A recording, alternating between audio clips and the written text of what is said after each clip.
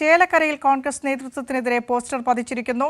ചേലക്കരയിൽ പോസ്റ്റർ പതിച്ചിരിക്കുന്നത് ബന്ധു നിയമനവും കോഴ നിയമനവും ചേലക്കരയിൽ എന്ന തലക്കെട്ടിൽ. വിശദാംശങ്ങളുമായി ശരത് ഓങ്ങല്ലൂർ ചേരുന്നുണ്ട്.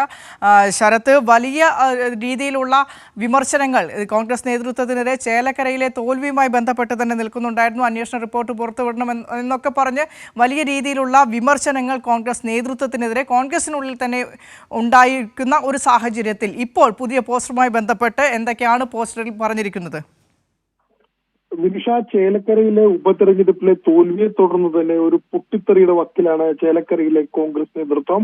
ഇതിനിടയിലാണ് കോൺഗ്രസ് നേതൃത്വത്തെ കൂടുതൽ പ്രതിസന്ധിയിലാക്കിക്കൊണ്ട് ഇന്ന് പുതിയ പോസ്റ്ററുകൾ പ്രചരിക്കുന്നത്. സേവ് കോൺഗ്രസ് എന്ന പേരിൽ പാറപ്പുറത്തുള്ള ബസ് സ്റ്റോപ്പിലാണ് പോസ്റ്റർ പതിച്ചിരിക്കുന്നത്. പോസ്റ്ററിൽ പറയുന്ന പ്രധാനപ്പെട്ട കാര്യം ഇതാണ്: ബന്ധു നിയമനവും കോഴ നിയമനവും ചേലക്കരയിൽ അംഗീകരിക്കില്ല എന്ന് കൃത്യമായി പറയുന്നു. സഹകരണ ബാങ്കുകളിൽ ബന്ധു നിയമനവും കോഴ നിയമനവും നടത്തി പ്രസ്ഥാനത്തെ വിറ്റ് കാശാക്കുന്നു എന്നൊരു ആരോപണം കൂടി ഉന്നയിക്കുന്നുണ്ട്. മുതിർന്ന കോൺഗ്രസ് നേതാവും DCC ജനറൽ സെക്രട്ടറിയുമായ ജോണി മണിച്ചെറുകിയുടെ മരുമകളുടെ നിയമനം തലപ്പള്ളി കാർഷിക ബാങ്കിൽ അനുവദിക്കില്ല എന്നും പോസ്റ്ററിൽ പറയുന്നുണ്ട്. സ്വാഭാവികമായിട്ടും നമുക്കറിയാം, കോൺഗ്രസിനകത്ത് വലിയ രീതിയിലുള്ള പ്രതിസന്ധി നിലനിൽക്കുന്നുണ്ട്. അപ്പോൾ DCC ജനറൽ സെക്രട്ടറിയുടെ മരുമകൾക്ക് ജോലി നൽകിയത് അംഗീകരിക്കില്ലെന്ന പ്രദേശത്തെ കോൺഗ്രസിലെ ഒരു വിഭാഗം ഇത്തരത്തിൽ സേവ് കോൺഗ്രസ് എന്നൊരു പോസ്റ്റർ പതിച്ചുകൊണ്ട് പ്രഖ്യാപിക്കുകയാണ്.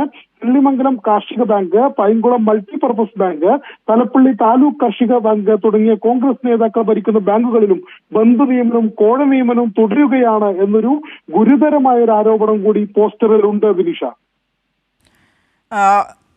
ശരത്ത്, അത് ചെറിയ കാര്യമല്ല. കാരണം ഈ കോൺഗ്രസ് ഭരിക്കുന്ന സഹകരണ ബാങ്കുകളിൽ അല്ലെങ്കിൽ സഹകരണ പ്രസ്ഥാനങ്ങളിൽ ഇത്തരത്തിൽ ബന്ധു നിയമനവും കോഴ നിയമനവും നടക്കുന്നുണ്ട് എന്ന് കോൺഗ്രസിനുള്ളിൽ തന്നെ ആരോപണം വരുന്നത് അത് ചെറിയ കാര്യമല്ല. ചെറിയൊരു വസ്തുതയായോ അല്ലെങ്കിൽ വെറും പോസ്റ്ററിലെ പരാമർശമായോ നമുക്കതിലെ എടുക്കാനും പറ്റില്ല.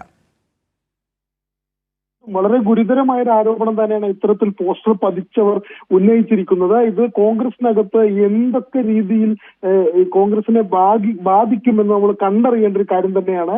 ചേലക്കരയിലെ തോൽവിയെ തുടർന്ന്, അതിനു മുമ്പ് തൃശൂർ ലോക്സഭാ തെരഞ്ഞെടുപ്പിലെ തോൽവിയെ തുടർന്ന് കലങ്ങി മറിഞ്ഞ അവസ്ഥയിലാണ് തൃശൂരിലെ കോൺഗ്രസ് നേതൃത്വം.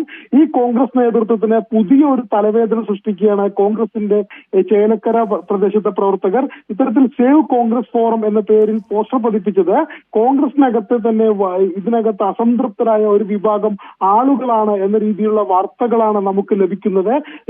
രമ്യ ഹരിദാസിന്റെ തോൽവിയെ തുടർന്ന് അവിടുന്ന് ബ്ലോക്ക് പ്രസിഡന്റ് രാജിവെക്കുന്ന ഒരു സാഹചര്യം ഉണ്ടായിരുന്നു. അതിന് പിന്നാലെയാണ് ഇത്തരത്തിലൊരു പോസ്റ്ററുമായിട്ട് ഈ പ്രദേശത്തെ പ്രാദേശിക കോൺഗ്രസ് നേതൃത്വം രംഗത്ത് വന്നിരിക്കുന്നത്. നിമിഷ.